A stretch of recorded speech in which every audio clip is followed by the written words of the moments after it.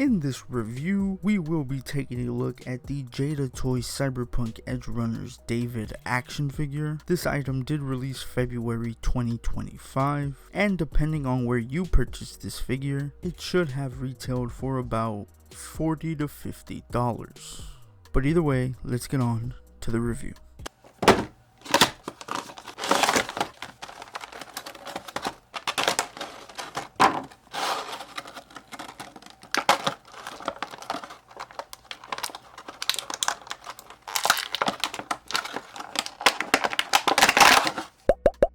The first accessory are some hands. You get one trigger hand and one clenched hand. They are molded black with some nice clean gray paint on top. Now, to interchange the hands, you do want to remove the existing hand on the figure, then pick the hand you want to interchange it with, then push said hand peg into the hole. As for the next accessory, there is one extra head sculpt. It is an angry one with clenched teeth, and the paint on this face is very clean and crisp. As for the back of the head, the paint is nice and solid with some minor scuffs. The hair sculpt is rubbery, which means it is not pointy, but it still looks good though. Now, to interchange the head, you do want to just pull upwards, then just line up the hole and push down onto the ball at the neck, and it is not going anywhere. The next accessory is a chain. It is just a little plastic cross with some rope acting as the chain, and it is tied at one end, leaving a pretty big knot. Now, one way to use the chain on the figure is to pop the head off and then loop the chain onto your finger, then put the chain around the neck and then pop the head back on. Now, the reason you would want to do it this way is because it is slightly shorter, and you can make it even shorter if you want, or you can just do it the normal way, but it will look quite long.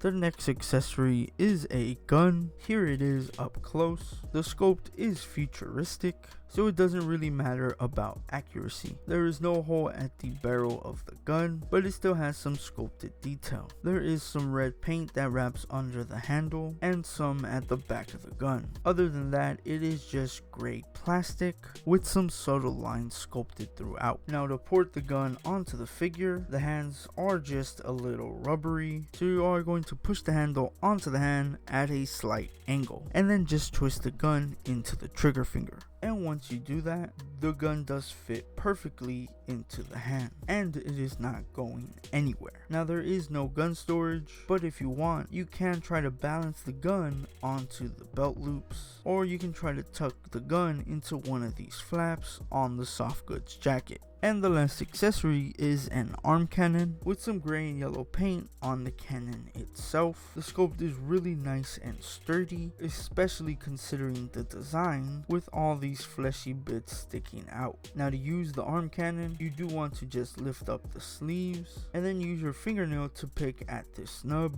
and then port the cannon into the hole. Now, when moving the figure around, it tends to come off really easily, but what's funny is when you're shaking it, it stays in place. Now, let's take a closer look at the figure itself. As for the articulation, the head can move up this much and down this much. There is rotation at the head, and the head pivots to its left this much and to its right this much. The shoulders can rotate all the way around. They hinge out like so, and the jacket piece does not hinder any of the articulation. There is a butterfly joint that moves really good forward and back. There is a bicep swivel. The wrist that is on this figure out of the packaging is on a claw hinge, and it can also swivel. The double jointed elbows move this far in total, and the jacket doesn't hinder this articulation, as well as this far back.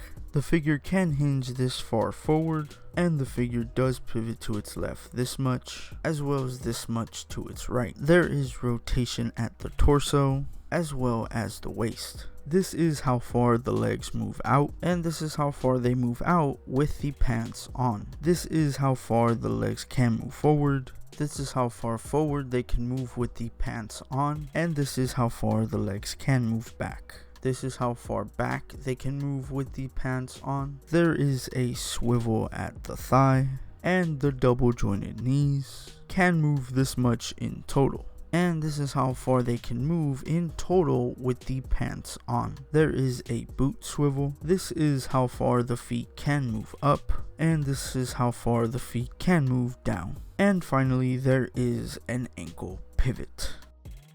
As for the size comparison, here is the figure compared to some average body molds from multiple different companies such as the NECA God of War Kratos, the McFarlane Toys White Knight Batman, the SH Figuarts Kaioken Goku, the Diamond Select Toys Bruce Lee, the Hasbro Marvel Legends Amazing Fantasy Spider-Man, the Amazing Yamaguchi 2.0 Deadpool.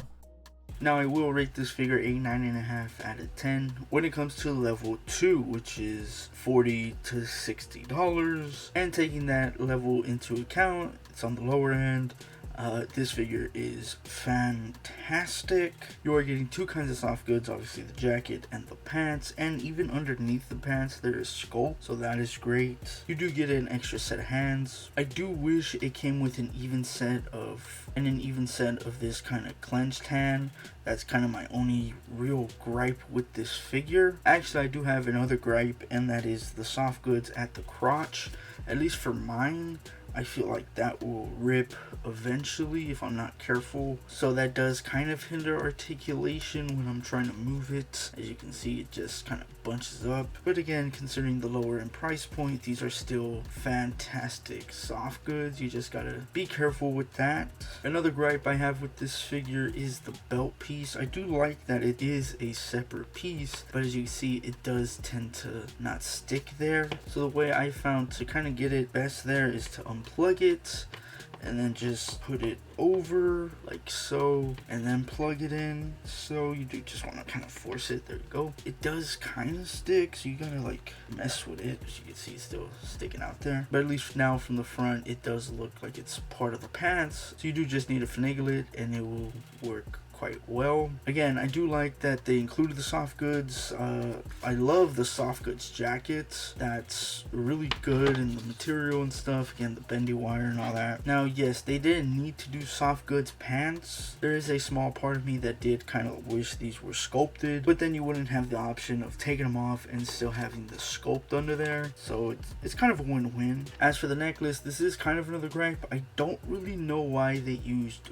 rope. I feel like they could have just used a soft plastic for that. Now when you put it on, it does work and look quite good. It's just the knot at the end kind of looks weird, and if I twist it, I'm like choking them. The gun is cool. I do kind of wish the hole was actually a hole. It's just kind of indented, so you can't put like effects in there, so that kind of sucks, but it's not necessary. I do like the head sculpts. They are quite nice and pretty accurate. This one does look a little uncanny valley, and the neutral one does look better, and considering this is Jada Toys' first anime figure, it is a good sculpt. Better than McFarlane, I could at least give Jada that.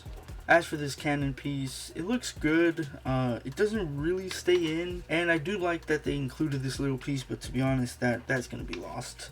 So he's probably gonna end up like that eventually if I'm not careful. So when you put it on, like it's on there, it's just when you're moving it, it kind of just tends to come off. So I would recommend posing the figure first and then putting the gauntlet piece on, and like that it works out way better. But again, it's on there, it's just when you're moving it. So again, I do rate this figure a 9.5 out of 10 in the level 2 category, that being $40 to $60 range, and this figure is about 45 to 50 bucks. I did pay, I believe, 45, probably 47 after tax. So to me, this is a 9.5 out of 10 figure. Let me know in the comments below what you guys will rate this figure out of 10 in that level 2 category.